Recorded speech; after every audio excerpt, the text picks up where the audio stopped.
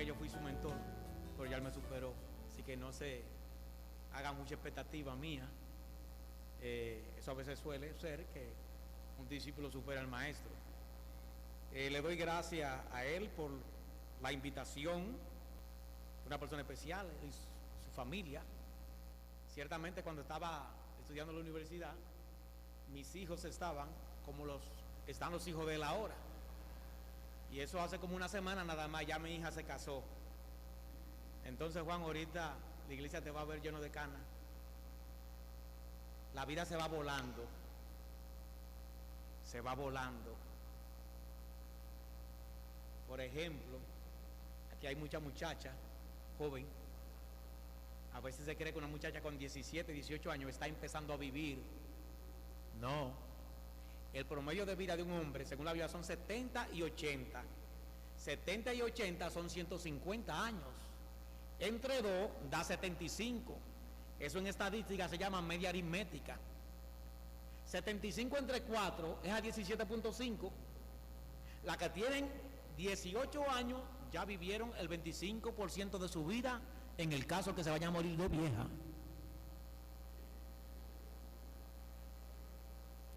Así que la vida vuela. Asegurémonos de estar en Cristo. Yo quiero que vayamos al libro de Juan. No pienso enseñar nada nuevo hoy, sino simplemente recordar quizá lo que vuestro pastor ya ha enseñado en otra ocasión. En Juan capítulo 3 nos encontramos con la historia de un hombre que quería saber cómo que una persona alcanzaba salvación y consultó a Cristo. Miren lo que dice el capítulo 3, verso 1 al 3. Había un hombre de los fariseos que se llamaba Nicodemo, un principal entre los judíos. Este vino a Jesús de noche y le dijo: Rabí, sabemos que has venido de Dios como maestro, porque nadie puede hacer estas señales que tú haces si no está Dios con él. Respondiendo Jesús le dijo: de cierto te digo, que el que no nace de nuevo no puede ver el reino de Dios. Antes de empezar a exponer acerca de este texto, quisiera pedirle a Dios que me ayude en la exposición. Así que ustedes me ayudan ahora a orar. Oremos. Señor, te agradecemos la oportunidad que tú nos das de exponer tu palabra. Señor, tu Santo Espíritu es quien convence de pecado. Si tú no traes luz, aunque la audiencia oiga y entienda, si tú no das el arrepentimiento, hemos perdido el tiempo. Te rogamos que tú nos visites con tu gracia y que tú nos traigas con cuerda de amor al arrepentimiento, que podamos abrazar a Jesucristo con amor y con fe, a fin de que seamos salvos. En Cristo Jesús te lo rogamos. Amén. Bien, hermanos y visitas que están con nosotros, hoy vamos a hablar acerca de la necesidad del nuevo nacimiento. Hay muchas cosas que a veces nosotros decimos que necesitamos y son coros de nosotros para que nos compren cosas. A veces las esposas dicen: necesito un juego de comedor con el que está ahí, está bueno. Esa es una necesidad creada. Yo no estoy hablando ahora mismo de una necesidad creada. Mira, yo no tengo ropa, yo no tengo que ponerme. Ven a ver para que tú veas. Y no tienen que ponerse. No estamos hablando de ese tipo de necesidad. Mira, solamente tengo, yo no tengo zapatos, viejo. Vamos a hablar de una necesidad real. Necesitamos nacer de nuevo. Y como una introducción, el hombre fue creado para ser eterno. Por esa razón, el hombre no digiere intelectualmente la muerte. Aunque vemos personas cada día muriendo, el ser humano no se adapta a esa verdad. Están así que a veces usted ve personas de 70 años haciendo ahorros.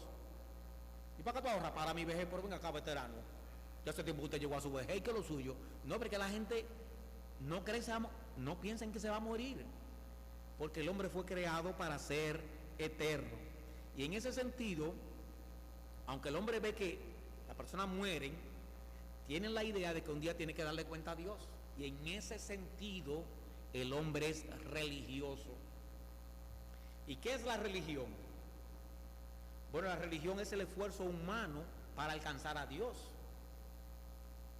La gente se congrega en la iglesia, lee la Biblia, da ayuda a personas, a veces reza, hace una serie de cosas, hace una serie de actos religiosos para ganar el favor de Dios. Eso es religión. Y de la persona que vamos a hablar ahora, de Nicodemo, Nicodemo era un religioso que supera al más religioso del mundo, y lo vamos a demostrar. Nosotros vamos a ver 2 puntos en estos 3 versículos. Primero vamos a ver la insuficiencia del hombre para llegar a Dios, y segundo entonces veremos, como una respuesta, la necesidad del nuevo nacimiento. Y vamos a nuestro primer punto.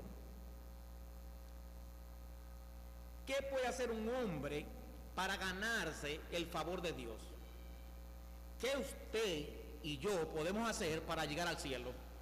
Para que Dios diga, si tú eres un muchacho bueno, tú vas para el cielo. A mí no me va a decir eso, a mí lo que me puede decir, tú eres un ancianito bueno, tú vas para el cielo. ¿Verdad que sí? Ya estoy lleno de canas. Pero en el caso de ustedes, si usted aprueba, venga, póngase de este lado, al lado de mi derecha. De nuevo, ¿qué puede hacer el hombre para ganarse el favor de Dios? Pero por otro lado, para evitar la ira venidera que vendrá sobre el mundo entero. Que de eso no vamos a predicar hoy, porque no es el tema. Pero hay una ira en la agenda de Dios que viene para el planeta Tierra, donde dice la palabra que hasta los cielos cogerán fuego. ¿Cómo podemos evitar esa ira? ¿Cómo podemos hacer que Dios nos acepte? Nuestro texto, si usted está leyendo conmigo, dice así: había un hombre de los fariseos que se llamaba Nicodemo. O hubo un hombre. La palabra hubo en griego es egéneto. Eso significa que en un momento dado de la historia de la humanidad, este hombre existió. ¿Y qué quiere decir eso? Bueno, que no estamos hablando ni de una parábola, ni de un mito, ni de una historieta, ni de nada extraño. Estamos hablando de una historia real que aconteció. Había un hombre llamado Nicodemo. La palabra Nicodemo significa, o el nombre Nicodemo significa vencedor del pueblo. Y vamos a ver algunas características de este hombre. Nicodemo era judío. ¿Y qué significa eso? Bueno, los judíos eran el único pueblo monoteísta. Mono, uno, teo, Dios. Era el único pueblo que creía en un solo Dios. Y su Dios se llamaba Jehová. Los demás pueblos eran politeístas. Creían en muchos dioses y esa cosa Dios la condena. O sea que por un lado, Nicodemo ya tiene un punto bueno. Pasó el primer punto. Creía en Jehová, creía en un solo Dios. Los judíos, a diferencia de todo el mundo, habían recibido los oráculos de Dios. Lo que usted conoce de Dios y yo, se lo debemos a los judíos, porque la Biblia le fue revelada a ellos y solamente a ellos. Lo que usted y yo y el mundo entero conoce de Dios es una deuda que tenemos con los judíos. Cristo era judío.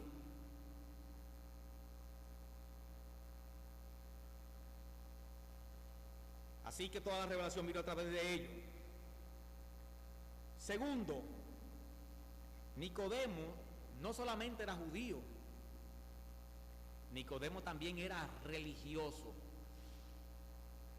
En otras palabras, Nicodemo no era un ateo en sentido ordinario de la palabra como nosotros lo entendemos. Que, no, yo no creo en Dios. No, él era religioso. Dentro del judaísmo habían varios grupos religiosos. y políticos. Por ejemplo, había un grupo que le llamaban los celotes. El grupo celote era un grupo como de personas, para que usted entienda, como un partido comunista en un país democrático, que supuestamente están luchando por la independencia del país. En el caso de ellos, en ese tiempo, en el tiempo de Cristo, Roma tenía a Israel subyugado. Los judíos eran siervos de los romanos. Y los celotes eran como los comunistas que viven luchando por la independencia del pueblo judío. Andaban con cuchillo y donde veían a un romano, si le podían hacer un favor, se lo hacían. Sin ningún remordimiento. No solamente estaban los celotes, había también otro grupo, le llamaban los esenios.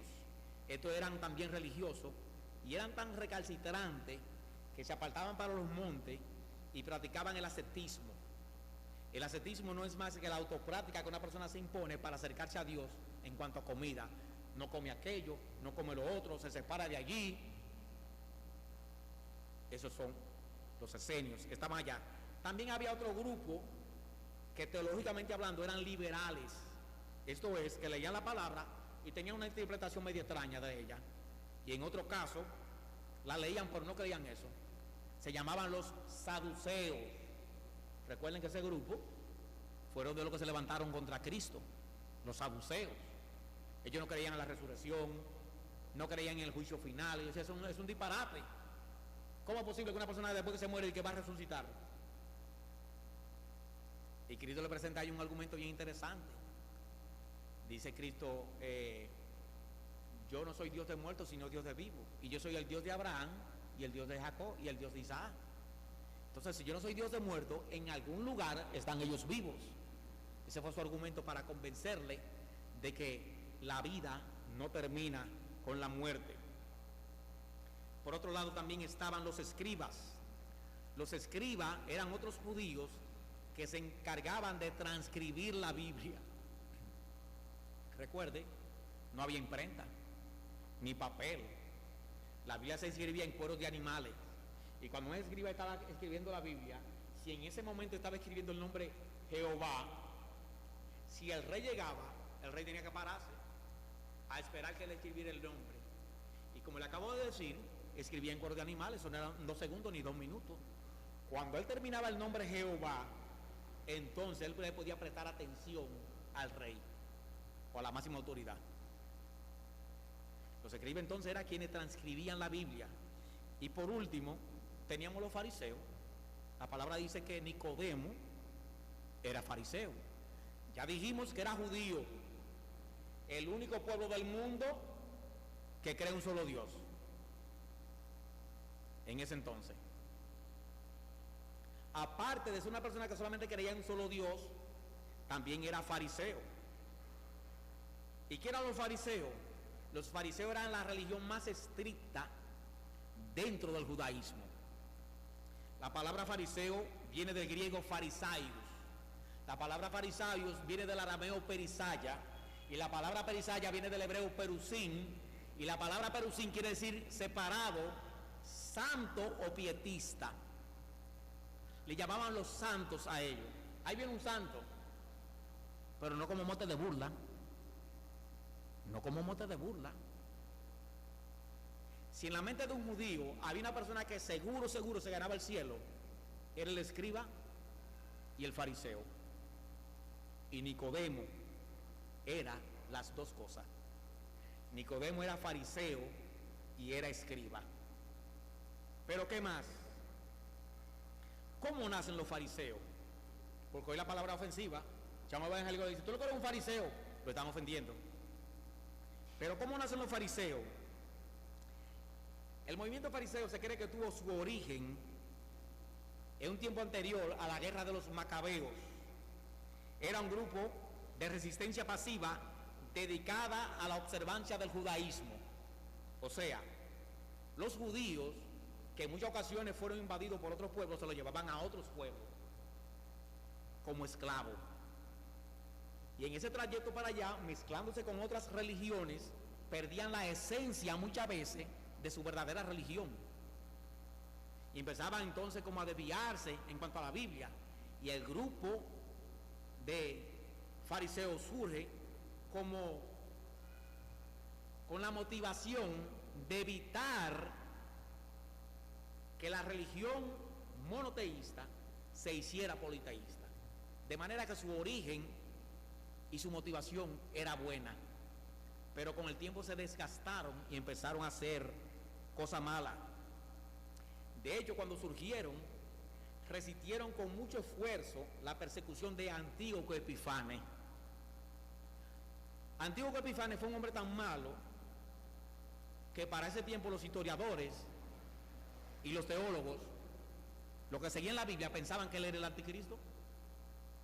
Por ejemplo, una de las cosas que hacía Antíoco Epifanes era que cuando no estaba de acuerdo con un hombre, lo desnudaba, le metía un palo por aquí atrás, por el ano, y lo dejaba, lo clavaba el palo y dejaba el hombre así, colgando, clavado por ahí dentro. Esa era una de las cosas que él hacía. Y los fariseos resistieron la persecución de él y nunca renunciaron a sus creencias. Así que recibieron una persecución terrible dirigida por esa persona. Recibieron entonces con el tiempo el nombre, que no se lo dieron ellos mismos, el nombre de Hasidim, que equivale a la palabra pietista o separado o santo. Pero con el tiempo se hicieron medio mundanos, fueron medio libertinos, no en el sentido que nosotros entendemos, sino que empezaron a hacer una serie de interpretación de la Biblia que no tenían amparo ni apoyo con la misma escritura. Formaron parte del Sanedrín, los fariseos, que era el Sanedrín bueno en el tiempo de Cristo. Ya lo dijimos ahorita, Israel estaba subyugado por Roma, pero Roma en su astucia, cuando invadía un pueblo,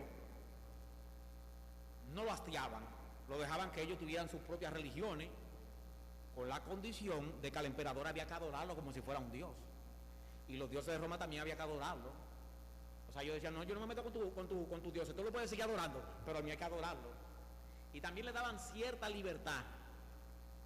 O sea, todos los problemas no los resolvía Roma, sino que ellos le daban cierta libertad a los judíos para que los judíos eligieran como una especie de gobernante, no presidente, gobernante. El gobernante entonces era un grupo que le llamaban Sanedrín. Ese grupo, el Sanedrín, se encargaba de resolver los problemas religiosos que se presentaran y otros tipos de problemas más.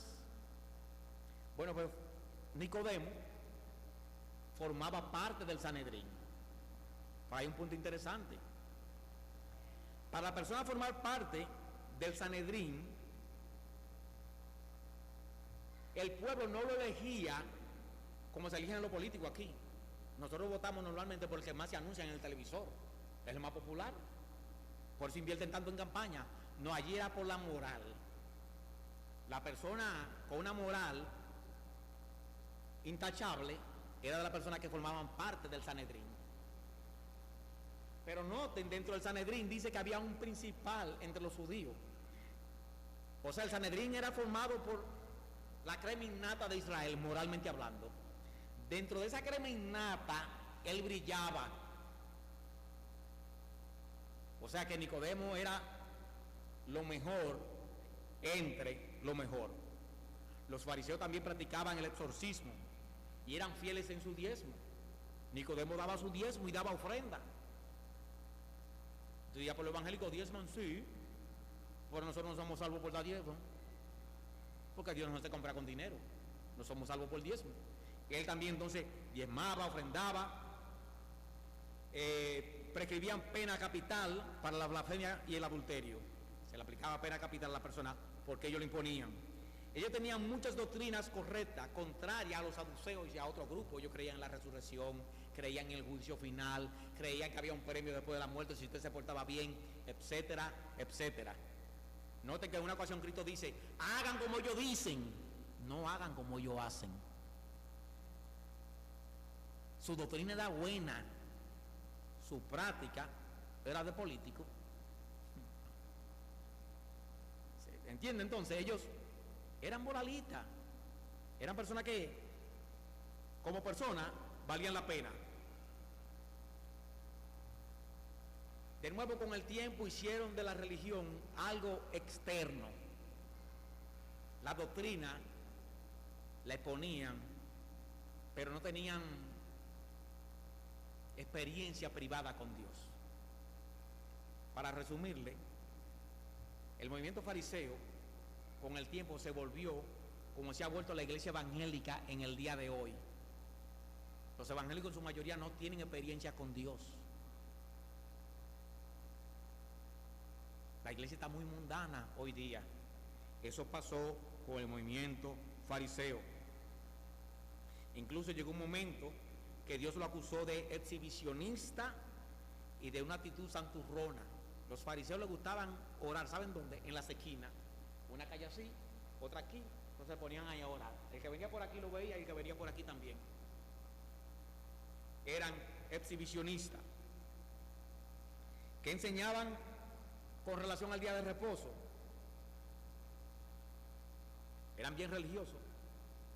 El día de reposo había que guardarlo, Dios lo había instituido, pero oigan ya que ellos enseñaban con relación al día de reposo. Dicen ellos que una mujer, el día de reposo, no podía verse en el espejo. Recuerden, ellos iban para su templo, iban a adorar a Dios, pero no podían verse en el espejo. ¿Por qué? Porque si viendo en el espejo, se veían una cana y tenían la tentación de arrancársela. Cuando usted se la arranca, está haciendo un esfuerzo. Eso es trabajo. Entonces eso estaba prohibido. ¿Qué más? Seguían enseñando. Estaba permitido tragar vinagre si usted tenía problemas de la garganta, pero no podía hacer gárgara, porque eso es trabajo. Y una serie de mandamientos de ese tipo. Si usted veía un huevo por ahí, usted lo tomaba, y si usted se enteraba que el huevo lo pusieron un sábado, no podía comérselo.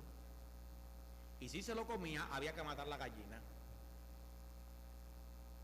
¿Usted quería comerse el huevo? Tenía que salir a buscar la gallina, allá hasta preguntarle: ven acá, doña gallina, ¿usted lo puso el sábado?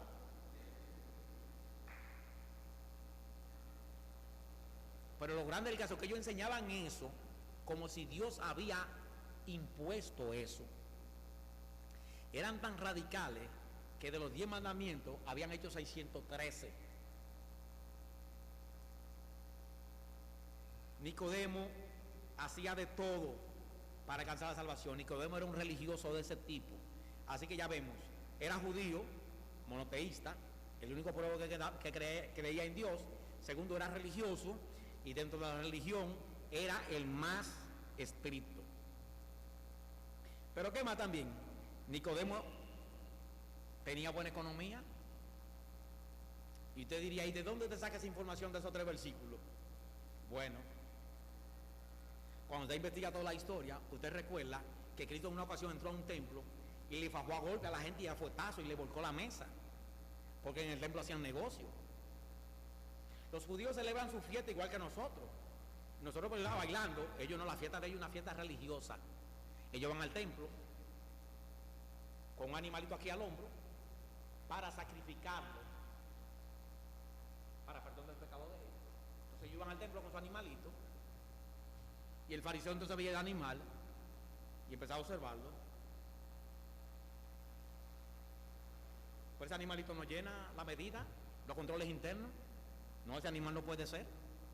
Imagínese ese hombre que vivía lejísimo y venía a pie, tenía 2 opciones: o comprar otro animal o no ofrecer el sacrificio. Y no ofrecer el sacrificio implicaba en la mente del judío un asunto muy serio, porque entonces, si no ofrecía ese animal por los pecados de ese año, le tocaba hacerlo el próximo año. Y si antes de los próximos años se moría, ¿qué pasaba con esa persona en la mente del judío? Que tenía problemas con Dios. Entonces, él quería sacrificar su animal, y el fariseo le decía: mira, allí venden uno. Pero los que vendían en el templo, que vendían animales, era un negocio de los fariseos.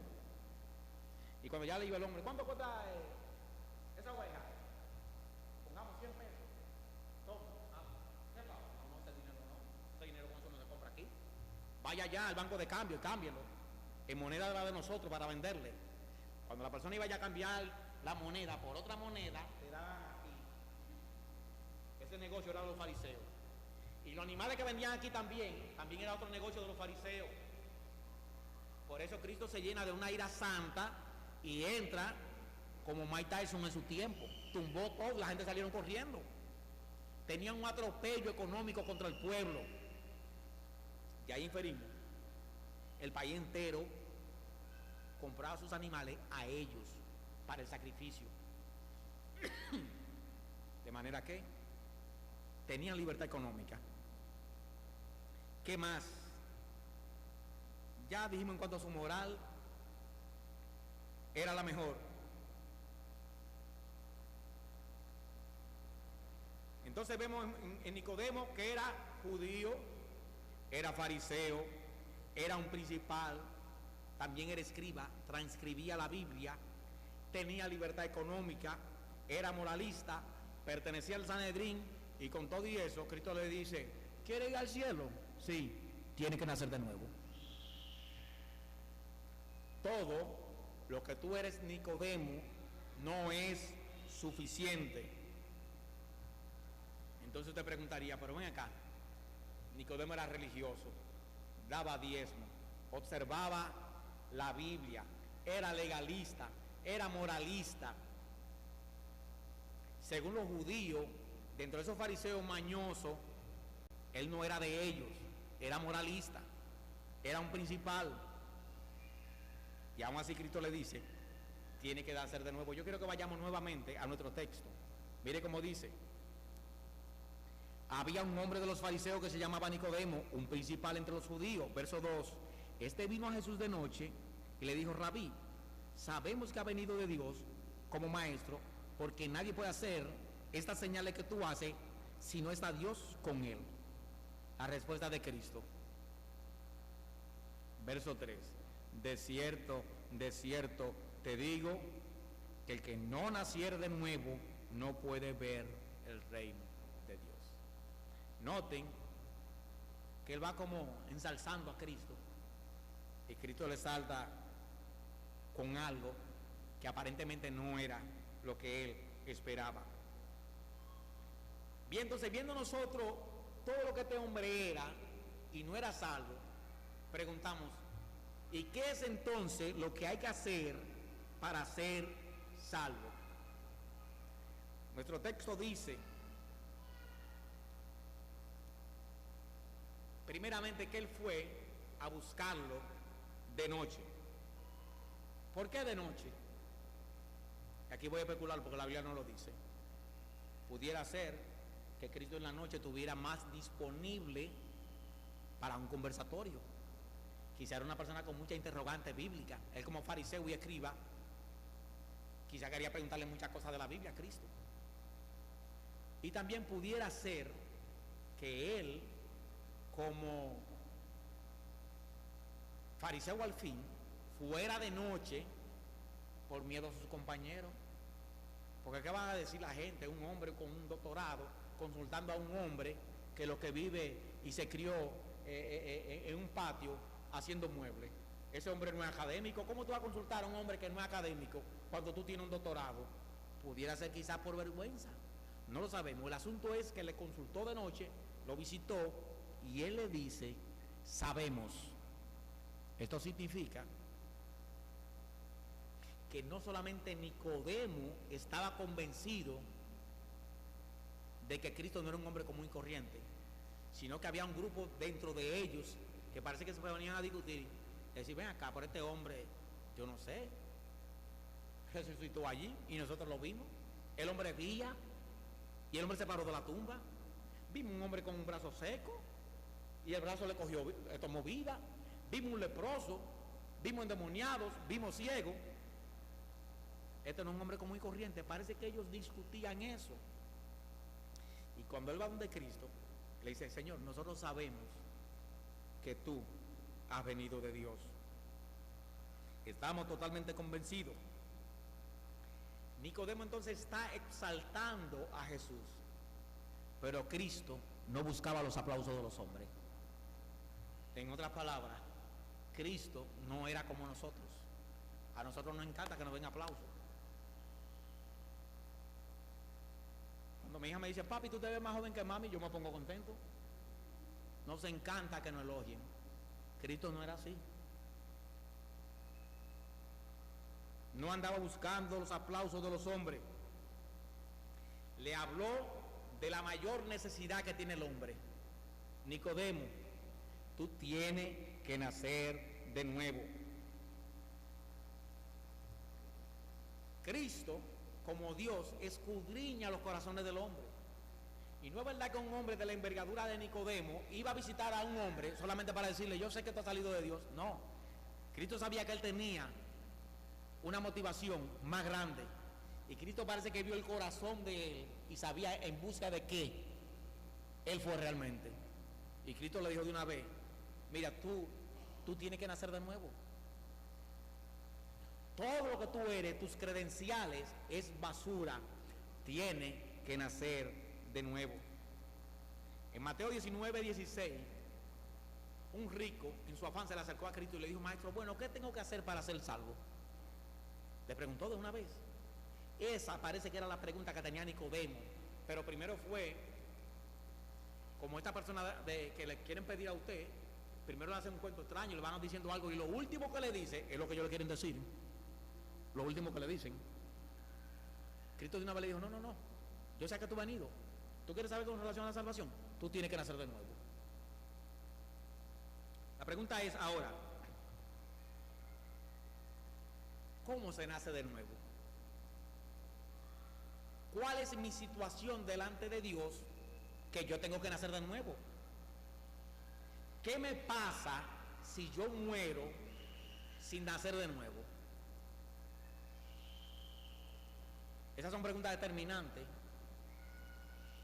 y yo me quiero cuidar en dar mi idea o mi posición. Vamos a ver qué dice la Biblia de una persona que no ha nacido de nuevo o que no ha creído en Cristo, que es lo mismo. Vamos a Juan, capítulo 1.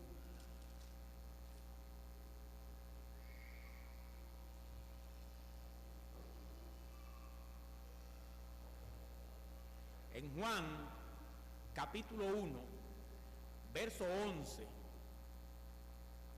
y verso 12, mire cómo dice, hablando de Cristo, a los suyos vino y los suyos no le recibieron, mas a todos los que le recibieron, a los que creen en su nombre, les dio potestad de ser hecho hijo de Dios. De nuevo, a los suyos vino, los suyos no le recibieron, paralambano en griego, un rechazo de personas, de doctrina, de emoción, de todo. No te queremos. Ahora bien, por otro lado hubo otro grupo que sí le recibió. Dice la palabra que ese grupo que le recibió, ese grupo que creyó o que le recibió o que nació de nuevo, le dio la potestad de ser hecho hijo de Dios. Mi amigo que está aquí, o mi amiga, si usted no ha entregado su vida a Cristo, si usted no se ha convertido, si usted no ha creído en Él, usted no es hijo de Dios. Lamento decirle que si le han enseñado así eso, lo han estafado. Nuestro texto dice aquí que a los que creyeron en su nombre se le dio la potestad de ser hecho hijo de Dios. Un documento. La Biblia enseña que nosotros somos adoptados. ¿Y qué adoptado? ¿Qué usted entiende por eso? Bueno, usted va a un muchacho y le da el apellido suyo, pero usted no lo parió, usted lo adoptó, él no tiene la sangre suya. Dios tuvo que adoptarnos, porque el hombre en su estado natural cuando nace, no nace siendo hijo de Dios. Y somos adoptados como hijos por medio de la fe en Jesucristo. Si volvemos al libro de Juan, capítulo 3, note que Cristo le dice, Nicodemo tiene que nacer de nuevo. Entonces, como usted puede ver, no es suficiente dejar de fumar. Nicodemo no fumaba. No es suficiente dejar de bailar. El problema no es el baile. No es suficiente ser religioso. No es suficiente tener dinero. No es suficiente ser escriba, fariseo, maestro, intérprete y profesor de la Biblia. Eso no es suficiente. Yo estoy enseñando la Biblia aquí. Eso a mí no me hace salvo. Yo soy salvo por la fe en Jesús, no porque soy pastor. Seguro que a lo mejor Nicodemo enseñaba la Biblia mejor que yo. El requisito no es enseñar la Biblia. El requisito es creer en Cristo. Note que según el mismo contexto, mire entonces lo que dice el verso 16, porque Nicodemo se enfrascó en una discusión. Pero y dime entonces, ¿cómo que nacer? Que nacer de nuevo. ¿Y cómo yo voy a entrar por segunda vez en el vientre de mi madre? ¿Y cómo será? Pero que yo no te entiendo. Verso 16 del capítulo 3 le dice Cristo: porque de tal manera amó Dios al mundo, que ha dado a su Hijo unigénito, para que todo aquel que en él cree no se pierda, mas tenga vida eterna. ¿Cómo podemos tener vida eterna, mi amado amigo, creyendo en Cristo? Esto no es un invento de los evangélicos. Eso es lo que está aquí. Eso es lo que está aquí. Eso está en la Biblia de los Testigos de Jehová, está en la Biblia de los Adventistas, está en la Biblia evangélica y está en la Biblia católica. Es creer en Cristo. Eso es lo que usted tiene que hacer. Y usted me preguntaría: ¿y si yo no creo en Cristo, me van a condenar? No, no te van a condenar. ¿Que no? No, no te van a condenar. No te van a condenar. Sigue leyendo conmigo. Mira el verso 17, que no te van a condenar. Mira lo que dice el verso 17. Porque no envió Dios a su Hijo al mundo para condenar al mundo, sino para que el mundo sea salvo por él. El que en él cree no es condenado, pero el que no cree ya ha sido condenado, porque no ha creído en el nombre del unigénito Hijo de Dios. ¿Te das cuenta? Que no te van a condenar. Ya tú estás condenado. Ya tú estás condenado. Lo que pasa es que la orden no ha bajado, porque ya el documento está hecho. Usted está condenado. El fin suyo, si muere en su condición sin creer en Cristo, es el infierno. Usted no es hijo de Dios. Eso fue lo que leímos en Juan 1, 11 y 12. Que para ser hijo de Dios hay que creer, hay que recibir a Cristo, hay que nacer de nuevo.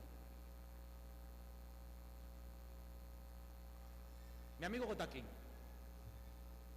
no te estamos pidiendo 5 millones de pesos. Lo que te estamos pidiendo es que crea, no en el predicador, sino en la palabra. La palabra dice que hay que nacer de nuevo. Hemos visto dos cosas. Vimos la condición del hombre. No es suficiente que el hombre sea religioso, que sepa de la Biblia, que le enseñe, que le escriba, que tenga dinero para que cuando se muera le hagan una misa de primera o de segunda o de tercera. El antídoto contra la ira de Dios es creer en Cristo. Y quisiéramos invitarte a que tú creas en Cristo. Yo voy a hacer una oración. Te pido que tú hagas esa oración tuya. Y si tú crees en Cristo, después de terminar, te llega el pastor o a uno de los líderes de la iglesia y tú le dices: mira, yo entendí el mensaje, entiendo que yo soy pecador, yo entiendo que estoy condenado, no es que me van a condenar, yo entiendo que estoy condenado ya. Lo leí en la palabra. He visto un hombre que moralmente es mejor que yo y Cristo dice que estaba condenado, pues entonces yo estoy convencido que estoy condenado también. Pero hay medicamento para la salvación: creer en Cristo. Y te invitamos a que creas. Voy a orar. Señor y Dios, gracias porque tu palabra es luz en nuestro camino. Gracias, Señor, porque a través de tu palabra podemos entender cómo conocerte y evitar la ira venidera sobre nosotros. Señor, quiero arrepentirme de mis pecados. Te acepto como Señor y Salvador de mi vida. Te entrego mi vida para que tú la hagas a tu gusto y antojo. Te ruego que tú me ayudes a vivir para la gloria y la honra tuya. Entiendo que por mi propia cuenta no puedo abandonar mis pecados. Reconozco que por mi propio esfuerzo no puedo llegar al cielo. Necesito la justicia de Cristo a mi nombre, y esto solamente lo consigo creyendo por la fe en Él. Te recibo como Señor de mi vida y te acepto también como mi Salvador. Oro para que tú me ayudes a vivir de ahora en adelante honrando y glorificando tu nombre y dando evidencia de que tú me has salvado, no solamente de la condenación del infierno, sino también del dominio del pecado. En Jesucristo oro. Amén.